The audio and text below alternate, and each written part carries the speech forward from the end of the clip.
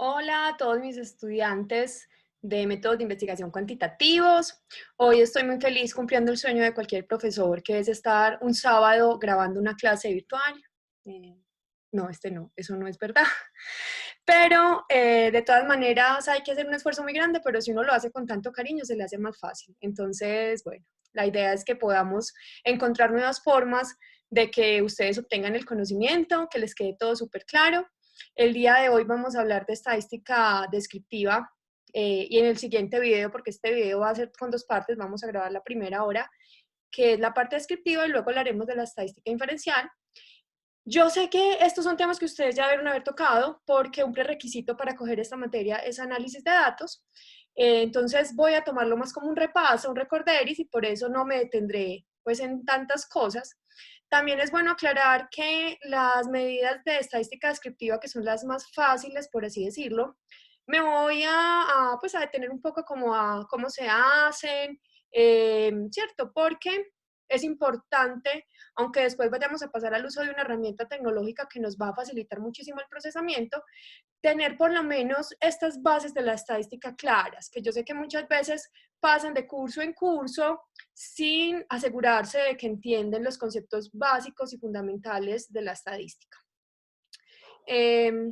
Ya había también grabado un par de videos que tuve que borrar porque me ha dado un poquito de tos. No tengo nada malo, espero, les avisaré. Pero ya para este entendí que, bueno, si no queda perfecto no pasa nada, igual seguiré con él. Por aquí tengo a alguien que está queriendo saludar. Vea, salude. Salude antes de empezar la clase. Esta es Dita, una de mis perritas por las que me estaban preguntando en estos días cuando estábamos viendo la clase y escuchaban ladrar. Bueno, aquí hay una de las 4 responsables o 5 responsables que hay en esta casa porque tengo un visitante ocasional que viene también a ladrar. Entonces la voy a poner por acá, se siéntese ahí tranquila. Listo, les voy a compartir entonces ya la presentación y manos a la obra. Listo. Entonces estos son los temas que vamos a ver hoy. Bueno, recuerden que toda esta parte de procesamiento estadístico la vamos a llevar al apartado de los resultados y las conclusiones, ¿cierto? La sistematización de los datos, digamos que no es un proceso que como tal se refleje en el reporte, sino que más bien se refleja en los anexos. ¿Por qué? Es un anexo muy importante. Toda la tabla de Excel con los resultados bien organizados de la información y los datos que se han recogido a través de la investigación.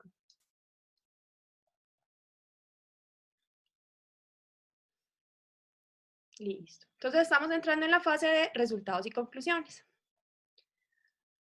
Es muy importante recordarles que existen 4 tipos de formas de medir o escalas de medición y los datos que se obtienen a través de ellas, que son los datos nominales, los datos ordinales, los de intervalo y los de razón.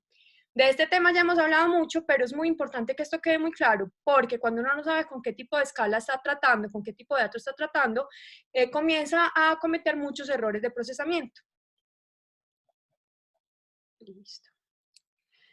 Tenemos entonces también que vamos a ver algunas medidas de la estadística descriptiva, otras de la estadística inferencial. No me voy a detener acá porque voy a empezar a mirarlas una por una. Listo, entonces tenemos escalas de medición en estadística. Les recuerdo que tenemos los datos nominales, que son categóricos, hacen parte de los categóricos. Son categorías sin un orden lógico. Cuando yo le pregunto a alguien qué color le gusta, me dice negro, blanco, amarillo, rojo, azul. Esto no tiene un orden lógico, simplemente son categorías.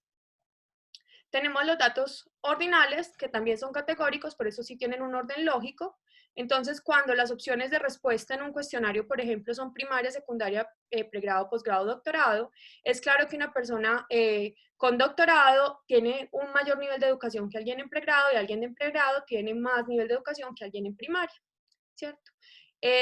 También, por ejemplo, con las calificaciones cuando las damos de manera cualitativa, excelente, bueno, regular y malo. Yo prefiero que me califiquen el servicio excelente que regular y también prefiero que me califiquen regular a muy malo. Entonces aquí, digamos que esas categorías sí tienen un orden y es un orden lógico, no es subjetivo, sino que es objetivo. Dentro de los datos numéricos, hay que recordar, pues los datos numéricos se expresan como números, no como categorías. Existen los de intervalo y los de razón.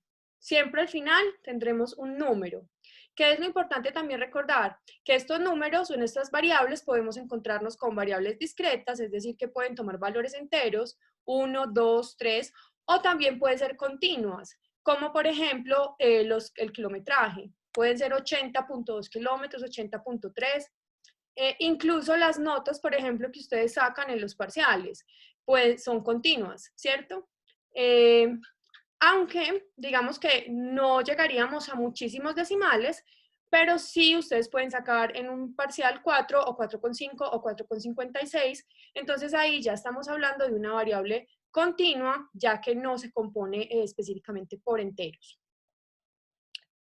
Listo, dentro de los datos numéricos de intervalo, recuerden que tenemos aquellos datos que, aunque son números, solamente tienen sentido cuando se revisan dentro de una escala. Por eso es que no es lo mismo que alguien me califique con 4. Si yo le digo que me califique el servicio de 1 a 5, a que me califique con 4 cuando yo le dije que era en una escala de 1 a 10. Porque estos números solo tienen sentido en relación a la escala que yo estoy otorgando. El coeficiente intelectual, por ejemplo, va de 0 a 201. El coeficiente intelectual promedio es de 100.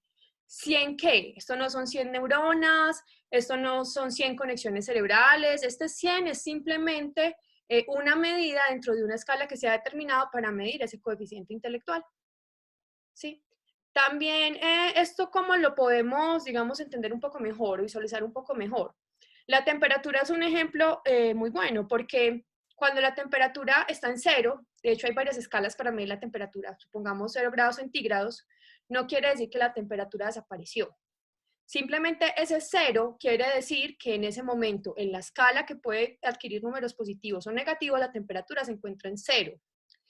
Entonces, en este caso decimos que el 0 en los datos de intervalo es relativo, no es un valor absoluto, sino que es un valor relativo dependiendo de cómo se haya elaborado o diseñado la escala.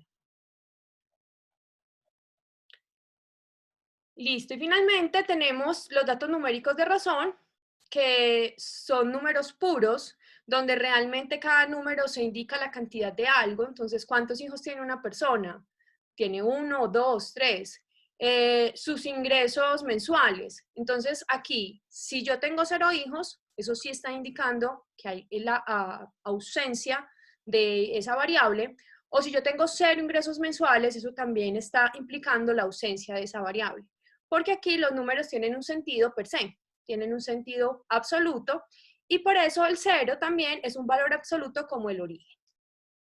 Es muy importante también tener en cuenta que en los datos de razón contamos es con datos positivos, porque pues es difícil o imposible tener menos un hijo o tener menos un peso, ¿cierto? Entonces lo regular es que los datos de razón comienzan en el 0 como un punto de origen y ahí pues se despliegan. Y nuevamente pueden ser discretos, que saltan de uno en uno a números enteros, o pueden ser continuos, como por ejemplo el peso, ¿cierto? Pueden haber básculas tan precisas que te den el peso con muchos decimales. Entonces, miren que aplica tanto para los de intervalo como para los de razón. Vamos a tener en cuenta algunos conceptos importantes, por ejemplo, un parámetro versus un estadístico. Dentro de digamos que un parámetro es un cálculo estadístico que se aplica a toda una población. Cuando nosotros conocemos parámetros, quiere decir que llevamos un proceso de muestra riguroso teniendo en cuenta el tamaño y la forma de selección, como ya lo habíamos hablado en el video anterior y en la clase anterior.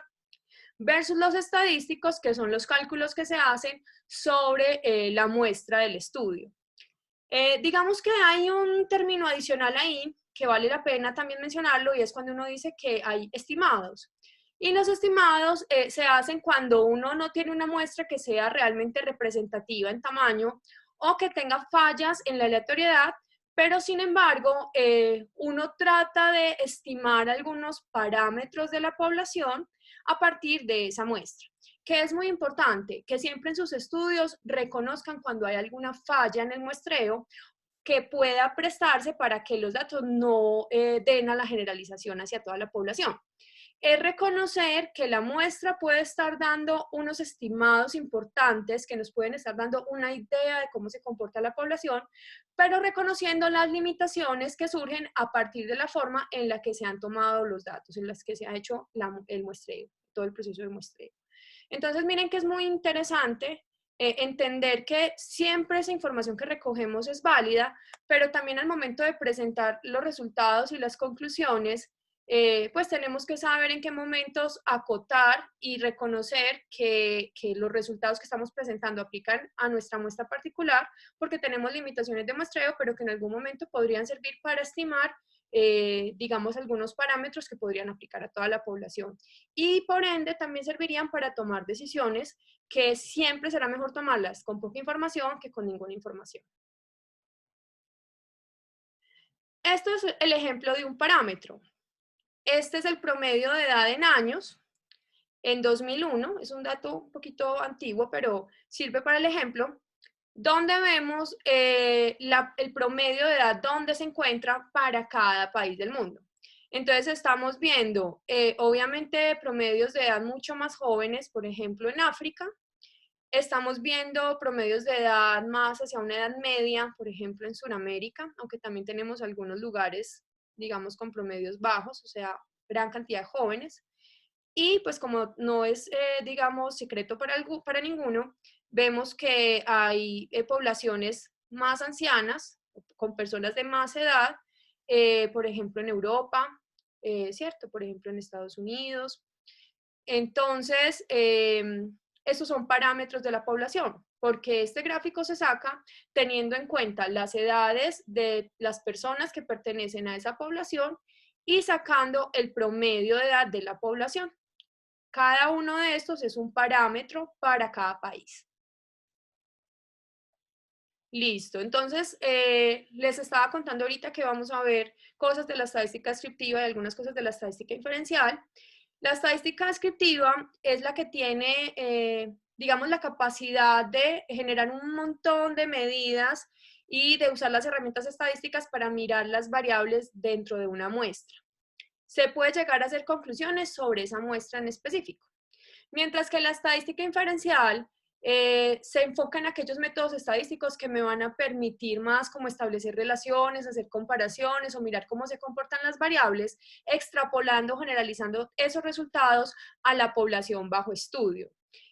Obviamente, siempre recordarles que eso requiere que la muestra haya sido realizada bajo los criterios de representatividad en tamaño y de aleatoriedad en la selección de las unidades muestrales.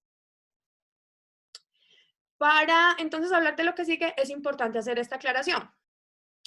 Nosotros en nuestro curso solo iremos hasta la aplicación de pruebas paramétricas. La estadística paramétrica es aquella donde partimos del conocimiento de la distribución de los datos, ¿cierto? O de las funciones de probabilidad para ciertos tipos de distribuciones. Digamos que no es que la estadística no paramétrica sea más compleja, pero por el alcance que tenemos en el curso, pues no podemos acaparar ambas. Cuando se desconoce cómo se distribuyen los datos, y esto pasa muchas veces, por ejemplo, cuando tenemos datos categóricos, porque no es posible mirar la distribución, entonces se requieren test no paramétricos que nos ayuden a conocer más o menos cómo es la distribución de esas variables y en el caso de hacer comparaciones, pues estos tests van a operar de manera distinta.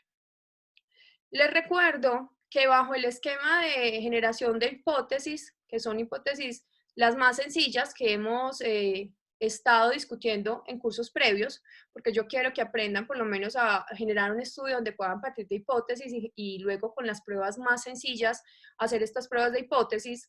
Dentro de la estadística paramétrica necesitamos mínimamente una escala de intervalo o también un dato de razón, una escala de razón, porque debemos contar con números para poder realizar todas las operaciones estadísticas que se requieren en el proceso. Datos categóricos, ya sean nominales u ordinales, no pueden ser interpretados mediante estadística paramétrica, ya que no se puede hallar un parámetro numérico para estos casos. Es por eso que tanto les he insistido en las hipótesis de media o en las hipótesis de relación de variables, que siempre tengan en cuenta que al momento de formularlas, las variables que están empleando o utilizando para la construcción de esas hipótesis sí sean variables numéricas, que al final, al diseñar el instrumento, lo que ese instrumento recoja y les arroje, sí se vea reflejado específicamente en números que puedan ser operacionalizados, que puedan ser sujetos de operaciones estadísticas y matemáticas. Listo. Esta aclaracióncita me apoyó en este texto que aquí les referencio. Vamos a empezar a ver entonces, dentro del cuadro de operacionalización de variables, les recuerdo que ese cuadro de operacionalización tenía los campos del objetivo general arriba, luego varias filas, cada una con cada uno de los objetivos específicos que hayan definido para el estudio. Al lado de cada objetivo específico, las preguntas que iban a llevar a la herramienta para poder dar solución a ese objetivo. Luego el tipo de pregunta que es cada una, si es una pregunta dicotómica, si es una pregunta de múltiples opciones con selección única o con selección múltiple, si es una pregunta abierta cuantitativa, si es una pregunta de escala, en fin. Y al lado del tipo de pregunta, el tipo de dato que vamos a recabar, si es un dato nominal, si es un dato ordinal, si es un dato de intervalo, si es un dato de razón. Y en la última columna se va a poner el procesamiento estadístico que se le va a hacer a esa variable que derivó de la respuesta que le dieron las personas a esa pregunta. En clase ya habíamos dicho que nos estaba faltando una información muy importante, repasarla para poder hacer esa última parte de la tabla de operacionalización, que era expresar claramente qué operaciones se le podían hacer a cada variable. Eso es lo que vamos a repasar el día de hoy. Entonces, esto que está aquí, está en la presentación, que ustedes tienen disponible también, lo vamos a comenzar a mirar uno por uno. Así que no me detengo. Listo. La pregunta, entonces, importante para esta sesión. ¿Qué procesamiento estadístico es el más apropiado según la escala de medición que usamos? Listo. Entonces, como les dije, nos vamos a centrar por ahora en la estadística descriptiva. Tengo entonces primero herramientas de tabulación, donde tengo tablas de frecuencia y tablas de contingencia. Estas normalmente se aplican para una mejor visualización y análisis de datos a datos categóricos. No quiere decir que no se le pudiesen aplicar a datos numéricos. De hecho, sí se puede y en ocasiones se hace, pero por temas de visualización, como ya les voy a explicar más adelante y les voy a mostrar el ejemplo, se darán cuenta porque de pronto con una variable numérica no sería tan procedente o no sería tan adecuado utilizar este tipo de procesamiento. Tabla de frecuencia y contingencia para dato categórico.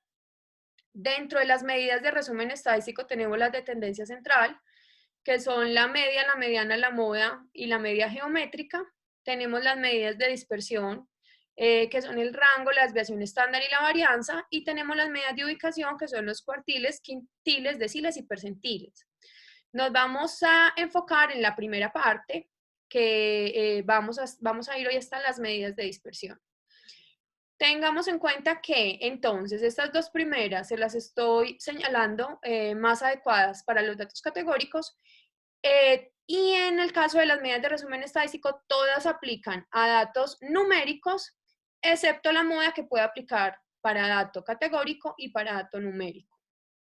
Listo. Y finalmente las gráficas o diagramas donde tenemos por ejemplo los puntos y las líneas que son para datos numéricos. Eso los vamos a ver en la segunda parte de esta serie. Los gráficos de barras, que son para datos categóricos, y digamos su gemelo, que es la barra para datos numéricos, que se le llama el histograma. Tenemos también entonces los gráficos de círculo o de torta o de dona, bueno, o circulares, hay muchas formas de llamarlos, son demasiado comunes. Sirven para representar datos categóricos. Ahorita miraremos en qué casos más aconsejable barras y en qué casos más aconsejable círculos. Y finalmente tenemos la caja de bigote, que es para representar datos, aquí me equivoqué porque es numérico, pero no importa, lo corregiré antes de subir la presentación. Y la caja de bigotes se hace para datos numéricos y parte de los cuartiles, o sea, de estas medidas de posición, una vez uno las toma, puede hacer la caja de bigotes. No se preocupen, lo vamos a ver en detalle después. Listo. Esta parte es muy importante, es para que tengan en cuenta qué pueden hacer y cómo lo pueden expresar en ese gráfico, en esa tabla, perdón, de operacionalización de variables. Vamos entonces con la estadística descriptiva. Empecemos con la tabla de frecuencia. Entonces, la tabla de frecuencia es una tabla que me muestra la cantidad de veces que aparece una categoría seleccionada dentro de una muestra, o la cantidad de veces que una variable se presenta dentro de una muestra. ¿Por qué lo digo de las dos maneras? Porque cuando digo que la variable fue seleccionada, estoy casi que haciendo alusión de una vez a que es un cuestionario y que la persona eligió o femenino o masculino. Entonces fue una selección. Pero también yo puedo observar una variable de algo que no sea una persona. Por ejemplo, yo estoy observando algunas características de una especie animal y ahí yo no estaría diciendo cuántas veces fue seleccionado, sino cuántas veces fue observado, ¿cierto? Entonces, miren que en este caso, la tabla de frecuencia tiene la categoría, ¿cierto? Femenino o masculino, tiene la frecuencia, es decir, la cantidad de veces que esa opción fue seleccionada. Al lado tiene una columna que se llama la frecuencia relativa, que es simplemente la división de este número por el total de casos para tener, obviamente, el porcentaje. Entonces, qué porcentaje fue femenino y qué porcentaje fue masculino. Luego está la frecuencia acumulada, que simplemente se deriva de sumar la frecuencia absoluta, 124, más la que seguía, que era 76, para un total de 200. Este número ya me está indicando de cuánta fue la población, porque obviamente no pueden haber personas que hayan seleccionado a la vez femenino o masculino.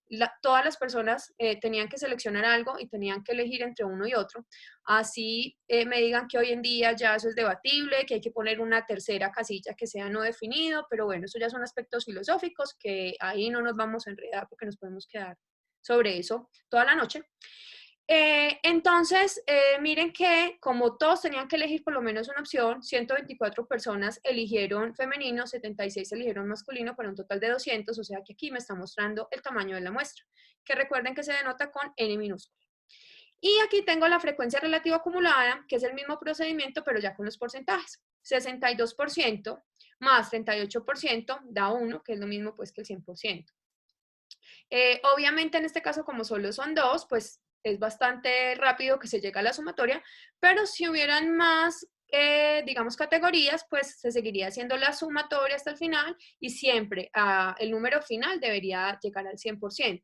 Lo mismo que aquí, este número final siempre debería estar indicando el tamaño total de la muestra. En aquellos casos donde la pregunta esté representada por múltiples opciones, pero única selección.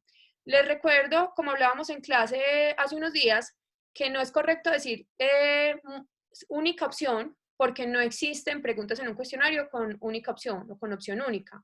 Yo no puedo decir cuál es su género y femenino y ya, porque o le gusta esta clase y solo poner sí.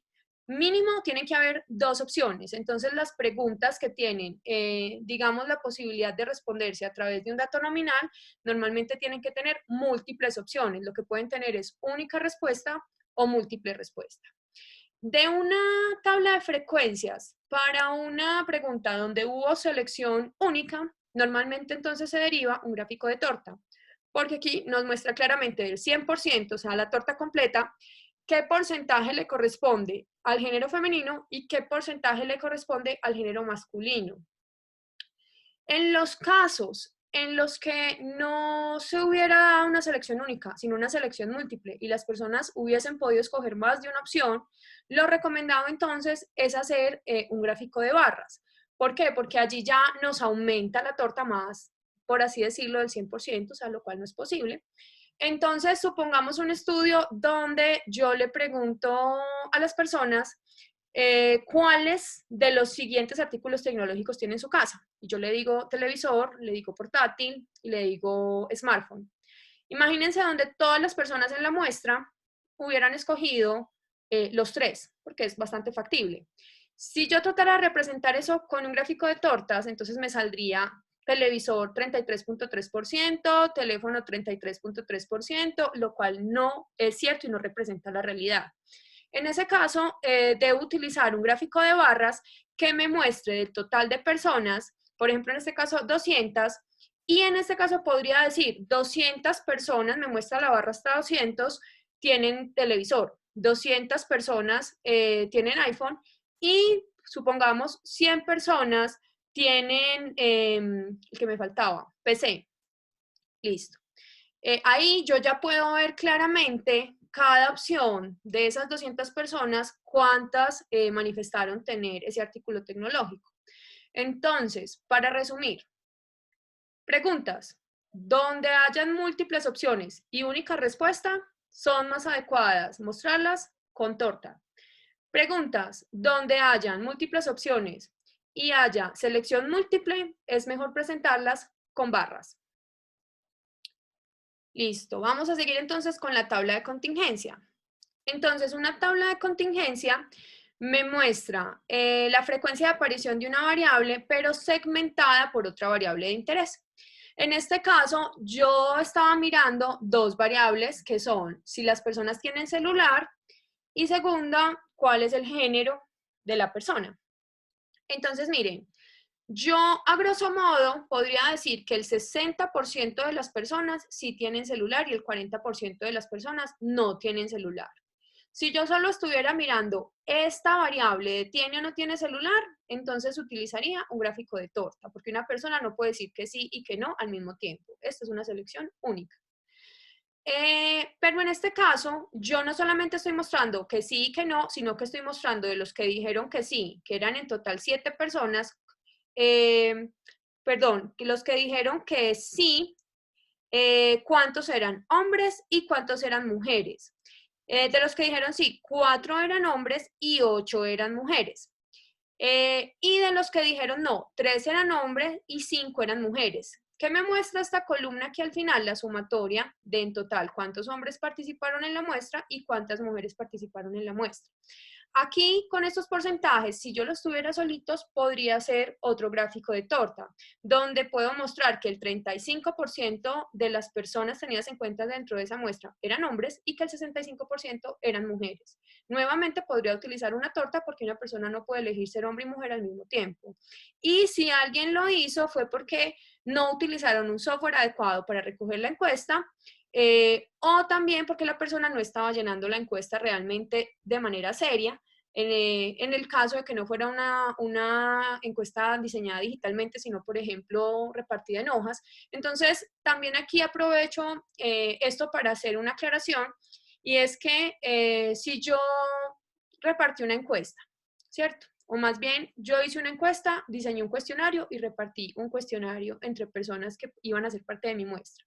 Si yo me encuentro un cuestionario donde la persona me dice que tiene 180 años, marca al mismo tiempo hombre y mujer, me dice que está dispuesto a pagar 300.000 pesos por un detergente en polvo, esa encuesta a todas luces yo la tengo que descartar, porque obviamente la información que me está proporcionando no es una información real y me va a dañar los demás análisis. Normalmente, desde toda la experiencia, pues de estos últimos ya 12 años en investigación de mercados, yo he visto que la gente normalmente responde y pues cuando accede a participar en una encuesta y se toma ese tiempo, sean 5 o 10 minutos, te va a dar las respuestas de lo que le estás preguntando. Pero no falta una o a veces hasta dos personas pues que hacen este tipo de cosas, de poner datos incoherentes, que a todas luces pues no tienen como ninguna relación con la pregunta que se le está haciendo. Entonces, en ese caso, esas respuestas hay que descartarlas porque no nos están ayudando al análisis. Entonces, retomando, este gráfico se llama un gráfico de barras apiladas. Y este gráfico es el que sale de la tabla de contingencia donde estoy cruzando la pregunta de si tiene el teléfono celular, sí o no, con la pregunta de cuál es su género, hombre o mujer. Miren que aquí me está mostrando evidentemente que hay más personas que respondieron que sí, 12 personas respondieron que sí, solo 8 personas respondieron que no, Eh, y no solamente me está mostrando eso, sino que me está mostrando cómo se divide esa cantidad. De esas 12 personas que dijeron sí, 8 eran mujeres y 4 eran hombres. Y de esas personas que me dijeron que no tenían, 5 eran hombres y 3 eran mujeres. Es lo mismo que estábamos viendo aquí. Sí, ¿cierto? 3 eran hombres y 5 eran mujeres. Eso se está reflejando en este gráfico. Que es muy importante y de cara a su reporte, siempre acompañen, digamos, las dos cosas, la tabla con el gráfico, porque es tan importante ver de dónde salió el gráfico, como no solamente ver una tabla con números que muchas veces no me dicen demasiado, sino que ya cuando yo tengo el gráfico realmente entiendo mejor la información que me están presentando.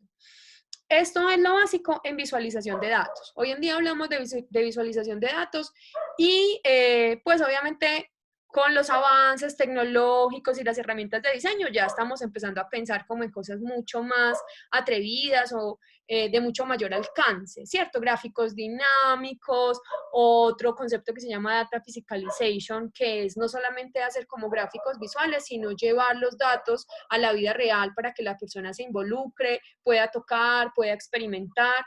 Pero realmente visualización de datos parte de esto, de hacer buenos gráficos. ¿Y parte de qué? De que los gráficos estén en un tamaño adecuado, de que no estén pixelados, de que los números sean visibles fácilmente.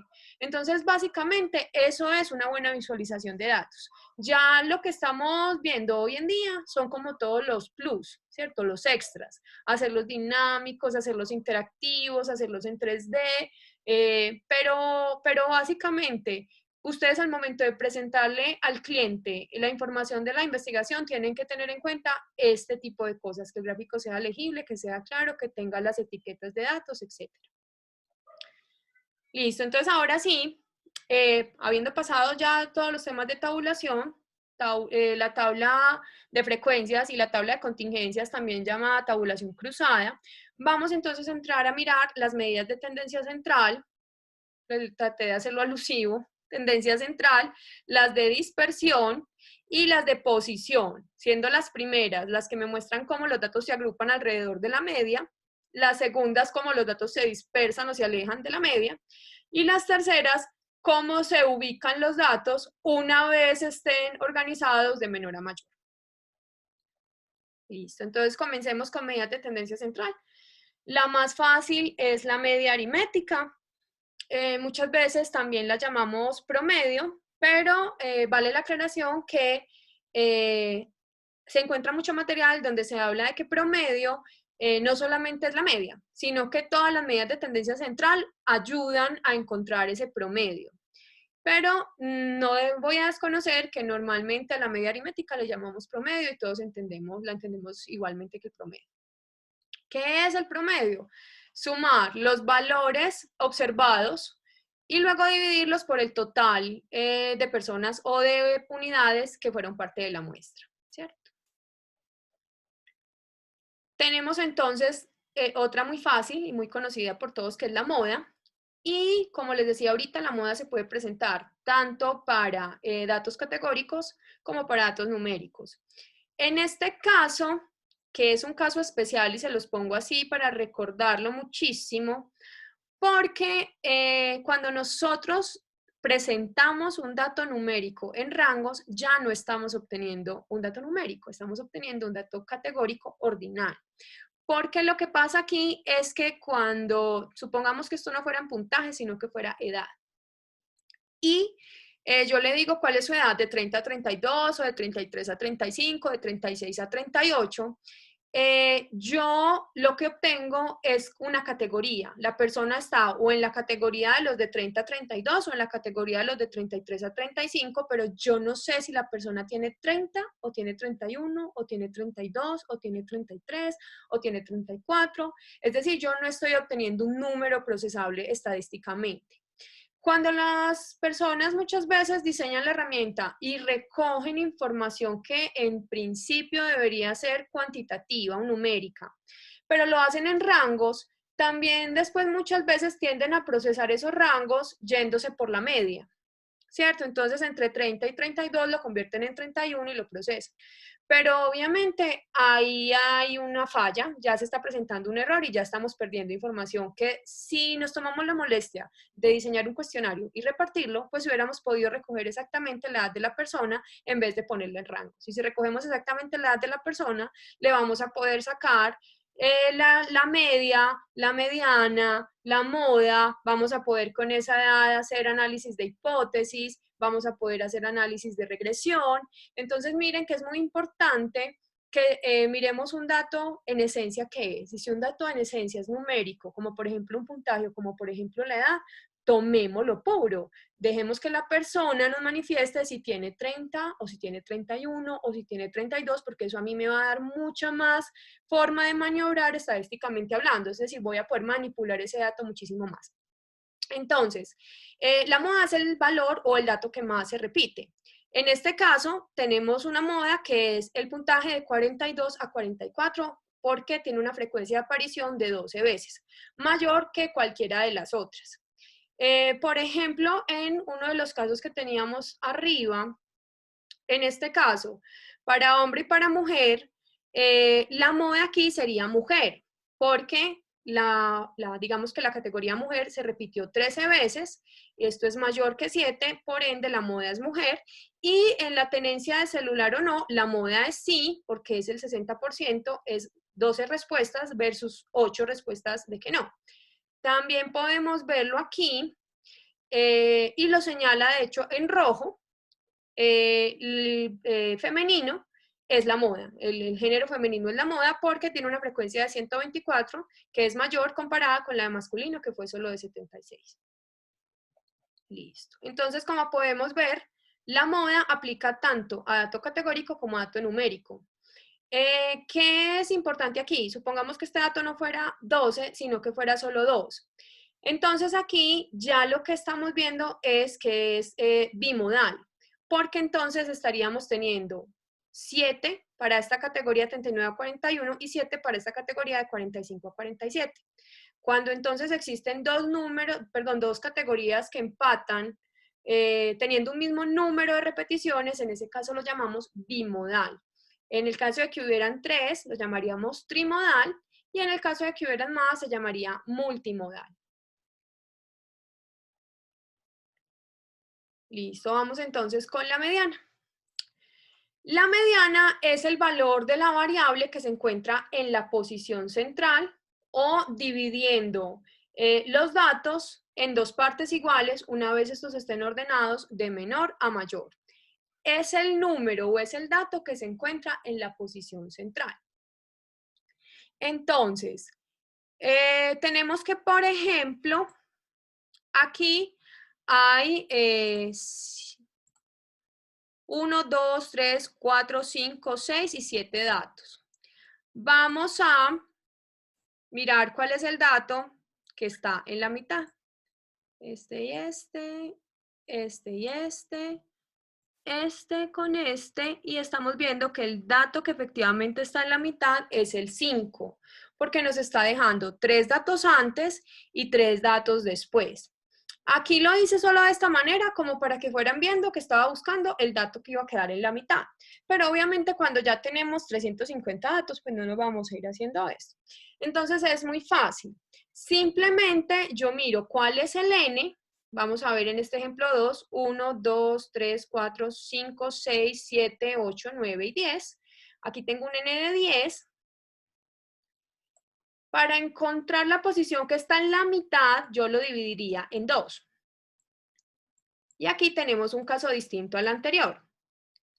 Porque aquí me da 5, en cambio aquí, que eran 7 datos, 7 dividido 2 me da 3,5. Entonces esto ténganlo muy presente.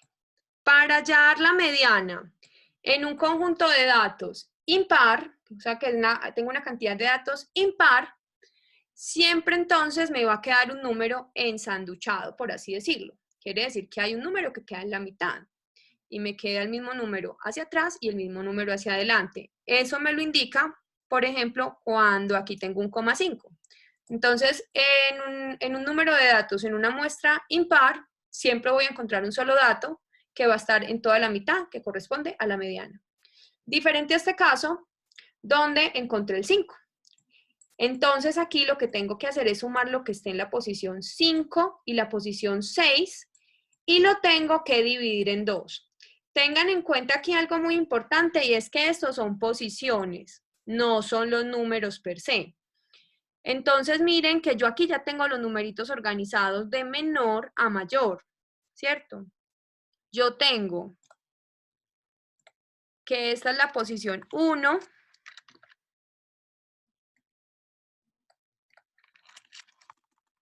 2, 3, 4, 5, 6, 7, 8,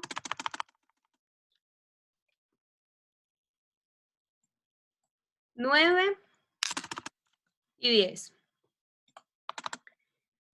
Entonces, ¿qué es lo que pasa? Muchas veces los estudiantes se confunden, entonces me dicen, profe, como me dio 5, entonces yo tengo que sumar 5 más 6 y dividirlo entre 2.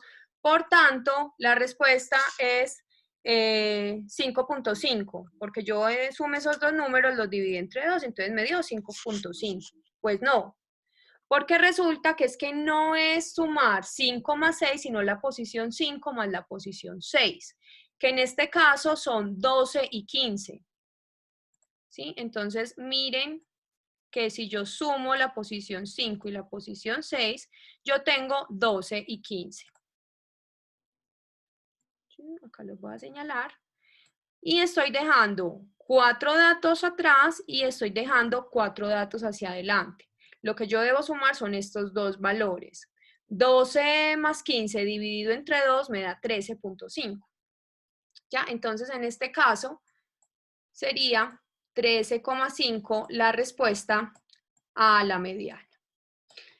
Teniendo en cuenta esto que les acabo de explicar, entonces me gustaría que en los comentarios me cuenten en el ejemplo 3 cuál sería la mediana. Un tip que nunca se les olvide, la mediana siempre se halla una vez los datos estén organizados, de menor a mayor. Y siempre recordando que cuando tengo un número impar, me va a dar solo, digamos, como una posición, mientras que cuando tengo un número par, me va a tocar sumar dos números para que queden realmente en la mitad y dividirlos por 2. La media de esos dos números que están en el centro va a ser la mediana para ese conjunto de datos.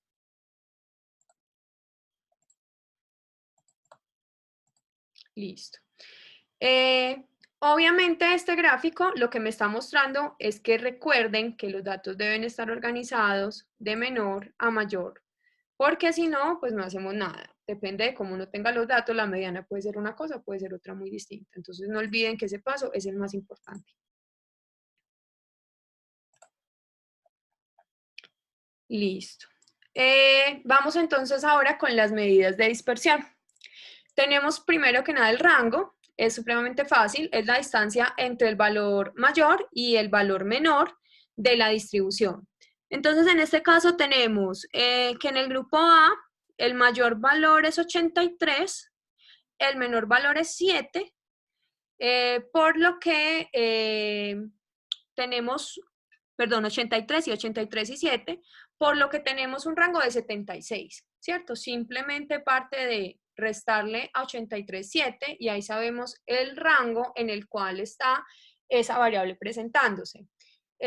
Si, por ejemplo, ustedes tienen en el parcial la posibilidad de sacar una nota que va desde 0 hasta 5, porque sí, los estudiantes pueden sacar 0, entonces ahí el rango sería de 5, ¿cierto? Porque ustedes a 5 le restan 0 y les queda 5.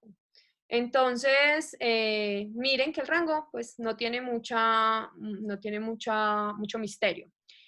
Les voy a dejar el grupo B para que también en comentarios me cuenten cuál es el rango para el grupo B. Yo ya les resolví el del grupo A. Muy sencillo, por cierto. Listo. Medidas de dispersión. Entonces, la varianza, que normalmente, pues normalmente no, realmente es el paso previo para poder hallar la desviación estándar, se define como la media aritmética de las desviaciones de cada dato de la media elevadas al cuadrado. ¿Por qué elevadas al cuadrado? Porque cuando yo tengo unos datos en una distribución, voy a dibujarles una distribución normal, pues más o menos. Miren que yo tengo aquí la media y hay algunos datos que se alejan de la media hacia arriba, o sea que ahí me darían valores positivos, y tengo datos que se alejan de la media hacia abajo, por lo que aquí tendría valores negativos. Si yo no volviera esto un valor absoluto, elevándolo al cuadrado, es muy posible que se me cancelaran los valores positivos con los valores negativos, entonces al final que me dijera que no hay desviación estándar, como que si todos los datos estuvieran aquí en la media calculada, lo cual no es cierto, porque lo que yo estoy aquí mostrando es que realmente existen tanto valores que se alejan hacia arriba de la media como valores que se alejan hacia abajo. Por eso es que la varianza se calcula tomando estas diferencias, pero elevadas al cuadrado. En este caso, tengo un promedio de 6 para una muestra de 7, ¿cierto? Por eso es que están viendo aquí que cojo cada uno de los datos, le resto promedio, la media, y ese valor lo elevo al cuadrado. Al hacer primero toda la suma de estas operaciones y luego dividirlo por 7, que es el tamaño de la muestra, eso me da 13,3. Con ese valor ya puedo proceder al cálculo de la desviación estándar. Tan fácil como la raíz cuadrada de la varianza, que siempre dará un número con signo positivo. En este caso, la raíz cuadrada de 13,3 es 3,65. Supongamos, para ponerlo, digamos, en un ejemplo, pues, como que ya nos dé un dato más diciente, que estamos hablando del número de mascotas. Se le preguntó a estas 7 personas el número de mascotas que tenía en su casa.